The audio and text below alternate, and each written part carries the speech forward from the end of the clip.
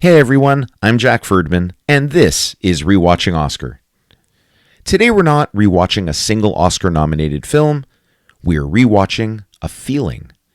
That unmistakable blend of nostalgia, suspense, and hope that can only come from one place: baseball. Now there's something about this game that feels cinematic by nature.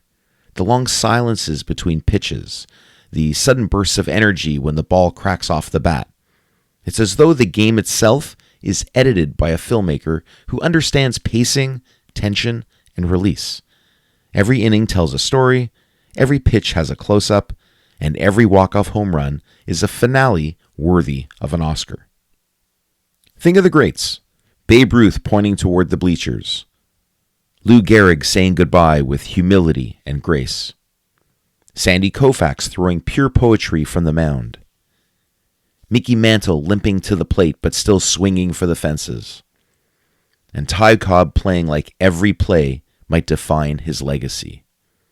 They were more than athletes. They were leading men in an unscripted drama broadcast live to the world. And filmmakers naturally couldn't resist capturing that magic. The Natural with Robert Redford, standing in for every kid who's ever dreamed big under the glow of stadium lights. Field of Dreams, where baseball becomes a conversation between generations, fathers and sons reunited through the crack of a bat. Bull Durham gives us the wit. A League of Their Own gives us courage and laughter. Moneyball gives us intellect. And 42 gives us heroism. And of course, The Pride of the Yankees immortalized Lou Gehrig's farewell, one of cinema's most emotional scenes because it wasn't fiction. It was truth, dramatized with reverence. But the story of baseball doesn't just belong to America anymore. It's international now. A worldwide conversation played out between the Toronto Blue Jays in Canada, sluggers from the Dominican Republic, pitchers from Japan, fielders from Mexico, and rising stars from Korea, Venezuela, and even China. Baseball has become a language that transcends borders. No matter where you're from, the sight of a soaring home run or a perfectly turned double play can make your heart race. And that's the beauty of sports. It's pure drama, live and unscripted. For a few hours, we forget about politics, about the problems in the world, about the endless noise of daily life.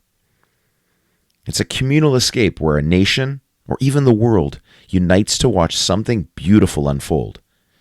When you sit in a stadium or on your couch, popcorn in hand, surrounded by fans, or chatting online with strangers about the previous night's ninth inning comeback, you're part of something much larger than the game itself. Baseball thrives on details. It's a sport obsessed with numbers and nuance. Batting averages, ERAs, WHIP, on-base plus slugging. The language of statistics is as rich and layered as dialogue in a great screenplay. And fans debate endlessly. Who was better, Ruth or Mays? Koufax or Gibson? Judge or Bonds? Yankees or Dodgers? And then, of course, there are the details you just can't quantify. The smell of pine tar on a hot summer day. The sound of vendors shouting, "Peanuts, Cracker Jack," through echoing concourses. The scent of freshly cut grass mixed with anticipation. Kids learn this language early. Maybe it's in the backyard where a parent gently tosses a ball to their child for the first time. Or on the streets where a stick and a rubber ball become an afternoon of endless imagination. Maybe it's Little League on a dusty diamond with local coaches, often moms and dads, teaching more than just mechanics. They're teaching patience, teamwork, and joy. For many of us, baseball isn't just a pastime. It's a memory passed down, generation to generation. The game lives in our stories, our families, our photos, and our hearts. And just like cinema, baseball is about storytelling, about conflict, character, and triumph. Every at-bat is a moment of tension. Every stolen base is a subplot. Every fan in the stands is a supporting character in a collective experience. There are villains and heroes, heartbreaks and redemptions, and comedies and tragedies. When we sit down to watch a baseball game, whether it's Game 7 of the World Series or a random Tuesday in July, we're taking part in something that mirrors life and film all at once. There's the rising action, the slow build, the climax, and the inevitable fade to black. And sometimes, like in the best of movies, the ending isn't what we expect, but it's unforgettable nonetheless. And maybe that's why baseball and cinema feel like kindred spirits. They both celebrate humanity, our hopes, our flaws, our endless pursuit of greatness.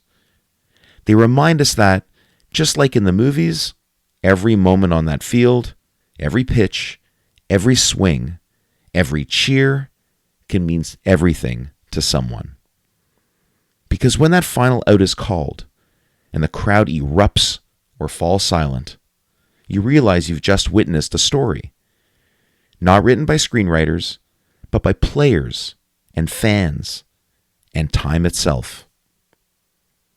That's baseball. That's cinema. And that's why both will always matter.